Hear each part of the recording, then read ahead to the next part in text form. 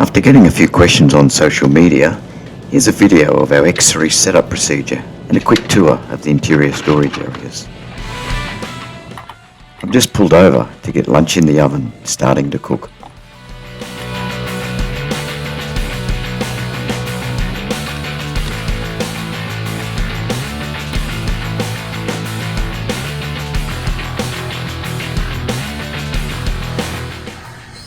Tonight I'm staying at the Glenrock National Park, Casuarina Camping Ground. Glenrock is only a small park, about an hour's drive from Brisbane, and well set up with horse trails and mountain bike riding areas. First job is to unload the X3's Exarack. It's a great way to carry bulky and dirty loads, though it does have to be emptied completely every time you set up the tent. Unfortunately, I lost some video files before I put this together, including start of the setup, where I unclipped the hard shell lid of the camper. So I'll start the timer at 1 minute.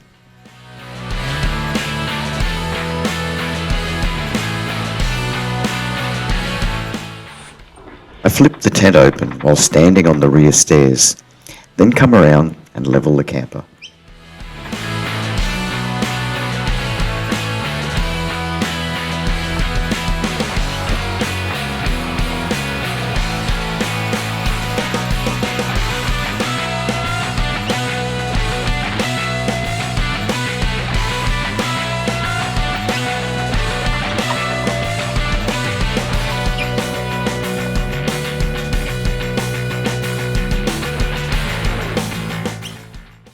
I stretch the tent across and clip it to the awning.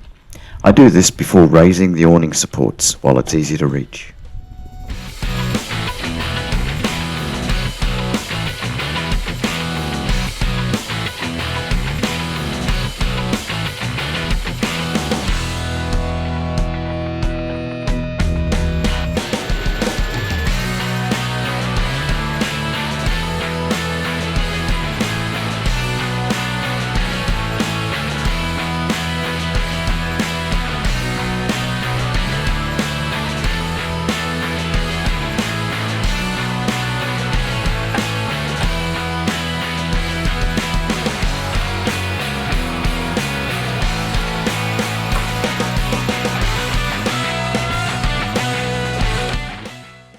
Bottom edge of the tent is then attached to the camper body and to the fiberglass lid.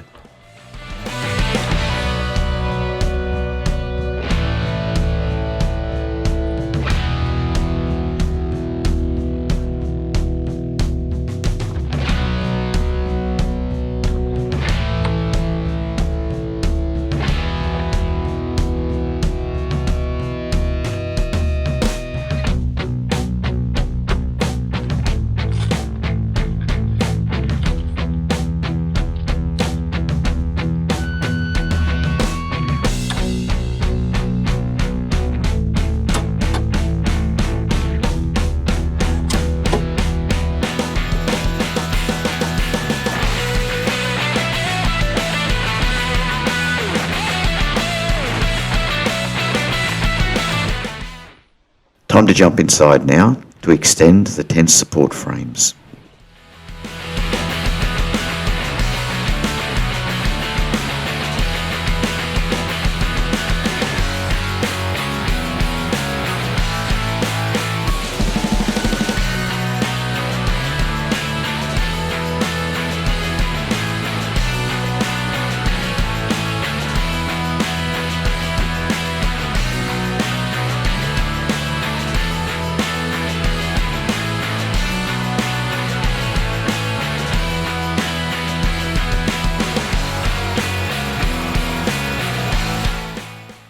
So roughly 4 minutes to set up the camper.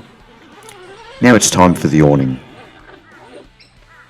The awning cover is unzipped and tucked into the open brackets that the tent was previously clipped to.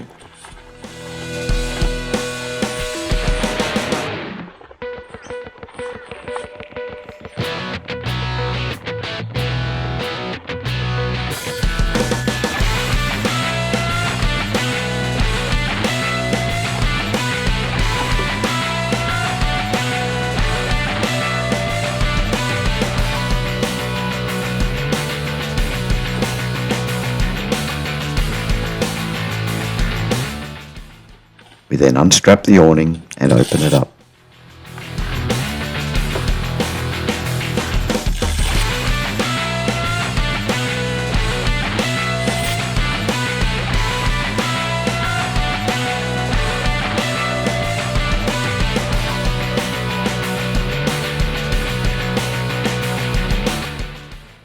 I start with the rear half that is fixed to the camper body.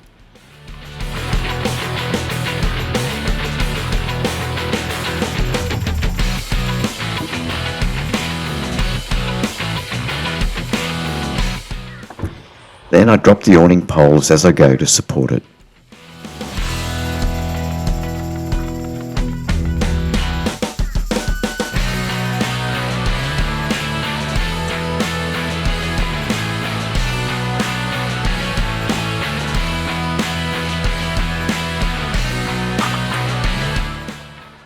I then extend the front half of the awning and tension it using the rope across to the camper body.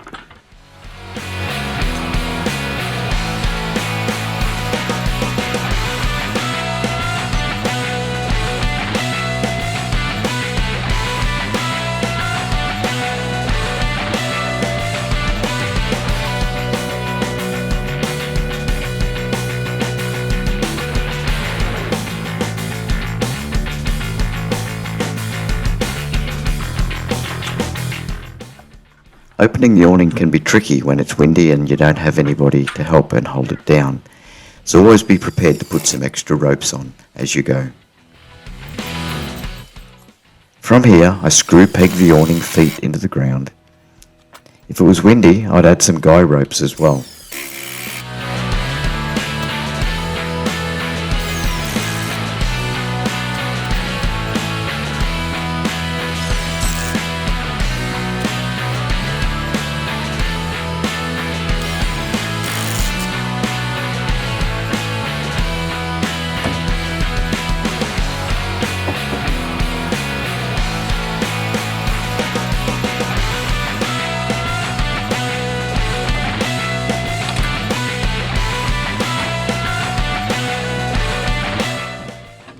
Now it's time to set up the kitchen and get our camp furniture set out.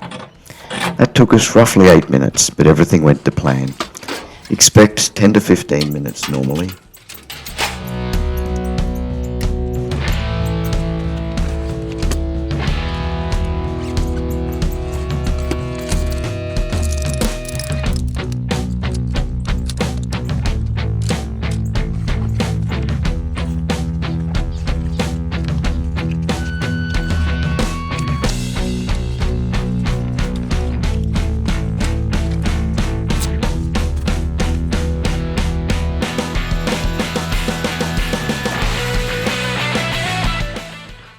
Now let's jump inside.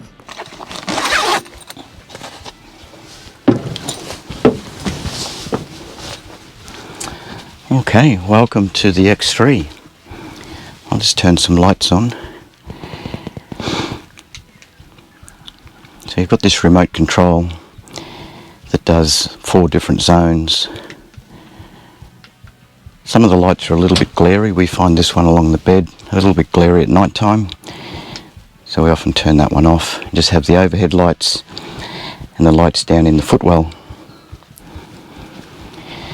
Now the remote control, I guess it's handy if you want to take it to bed with you, but because we don't want to lose it, we always tend to put it back in the same place, which suggests you could probably just have a set of switches there, which would be a lot more reliable, because sometimes the remote does glitch out a little bit. But I guess it's a good thing. You'll notice we've put some extra 12 volt charging points in here because while the X3 has this 240 volt power tower, or 110 volt if you're in the US, and it's got some USB charge points, but to use these charge points you've got to have the inverter on, and the inverter chews up over 2 amps of power constantly even if there's nothing plugged into it, which is really inefficient to charge USB devices. So to be honest, we virtually never use this. I guess we might if we had an electric blanket and we just have the 12 volt supplied USB and accessories there. In terms of storage, we opted not to take the coffee pod because, to be honest, we thought it was a bit of a waste of space. We make our coffee during the day while we're driving between camps, and the water and the milk and everything is generally outside, so we didn't want to be making a mess in here. And when the camper is packed up in travelling mode, you can't access it anyway. So we find this is really good storage. We use it for our backup supply, whether it be toilet paper and hand wipes. We also keep our Sirocco fan in here for when it's hot, and it's not a bad place to store an extra blanket or two. Now this compartment accesses the fridge when it's retracted. Only if it's cold or we're worried about mice and vermin getting in do we bother to put the fridge away at night. So again, not a lot of value for us in being able to access the fridge, and you can only access one of the two compartments anyway. Now, something I need to add, we actually added this metal brace here. These lids are really lightweight, and if you lean on them, they bend in. Now, somebody from Patriot, I think it was a dealer, tried to defend that, but honestly, in a camper that's supposed to be as rough and tough as a Patriot, we wouldn't expect. You've got to be a little bit careful about leaning on some of these covers. An example of where that's important is if you want to access to put these poles up and down, it's very easy to lean on here, and we've found that a couple of times we've inadvertently bent this lid down. Now the other thing is, if you come in on a wet day and your boots are muddy and you're making the bed for the first time, or you're putting up this window flap, it's really difficult. You've got to kneel up on here and stretch across, or you've got to take your boots off if they're dirty. If you would imagine you're tucking sheets and blankets in, you've really got to take your boots off because you've got to climb in here with it. It's not the sort of thing that you can easily do. And this is metal directly under there. And this is also your dust seal between the two halves of the camper, so you don't want to be tearing that or damaging it. So, it's got a lot of great features, but accessing the bed, old people, I think, would struggle climbing over this. Particularly if you were the person on the far side and you've got to climb over your partner to come out here. It's a little bit tough on the knees. Okay, storage again. We've got a nice big compartment here. We often use this for backup blankets and the like. This also accesses your service module under here, and it's really good. It's really easily accessible, and the way they've laid that service module out is it's a real exercise in space efficiency. So I think that's an excellent thing that Patriot have done. We've got a couple of little drawers here. Again, you can't access these when the camper is packed up, so we don't find they're of much value because a couple of times we've changed plans, struck bad weather and decided to take a cabin or a motel room for the night, and you find that you can't get to anything that you've stored in any of these compartments. The latches on these are also not terrific. They're really finicky in terms of adjustment. And then the main feature in terms of storage is this big long drawer. You can access this in and out. So we tend to use it for things like our toiletries. So if you're outside and you want to clean your teeth, you don't have to come into the camper, you just pull the drawer out. We've tried to order it in the sequence of importance, the first aid at the back, then our toiletries, and then we've got things like consumables for our camping toilet, and then things like mosquito coils and spare rope and bits and pieces there. Now, observant people will notice that we've removed the cushion that would normally have folded down here. We don't think we would ever have a child small enough in the camper to need this fold-up cushion. It's too short for us to lie on as a daybed, and it's about 70 millimetres thick. So we've completely removed it. We drilled out the rivets, and we find it's really made a difference in terms of the roominess in this area. when the table is up. Before, it was a little bit difficult to get past, and if there were two of you in here, it was really tight. But now that we've removed that cushion, we've gained at least 10% more foot room or stand-up room in this part of the camper. Now, speaking of the table, it is quite good. It's only tiny. Something that's really annoying, they've directly riveted the support bracket onto the table, which is really annoying because if you've got a plate sitting on these, it rocks around and skids around. And I've just noticed that this is quite loose, so I'll have to tighten that up.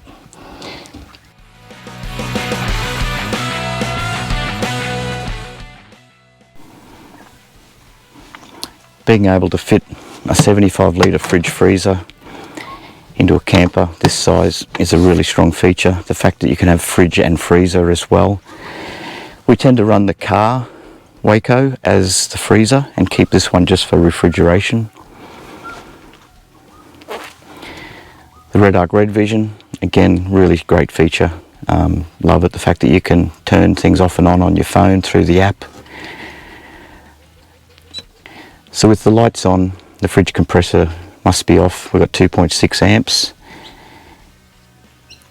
If I turn that inverter on, you can see we're up to 4.5 amps, 4.3. So for that reason, we don't leave the inverter on. It really wastes a lot of power. We only turn the inverter on when we're using it to make coffee, that type of thing.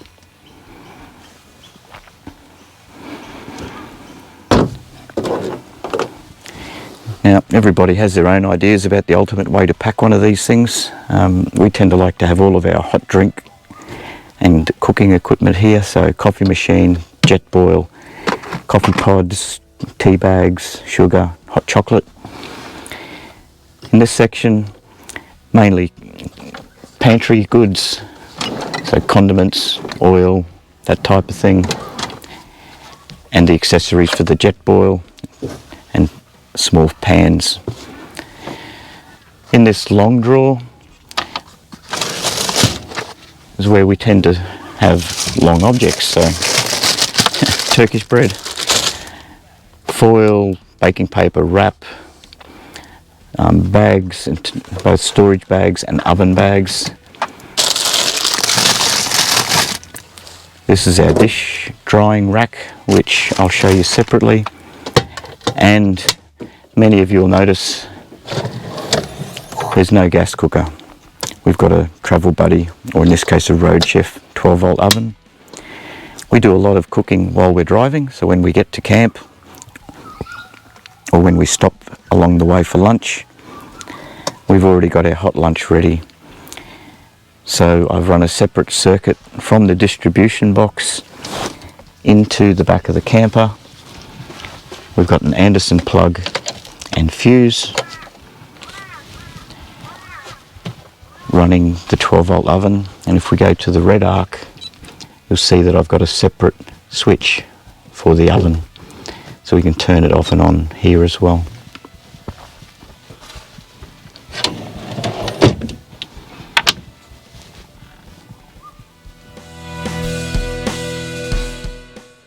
Well, after all that talking, it's time for lunch. Hot buffalo wings and a cold brew in a great setting to sit back and chill for the afternoon.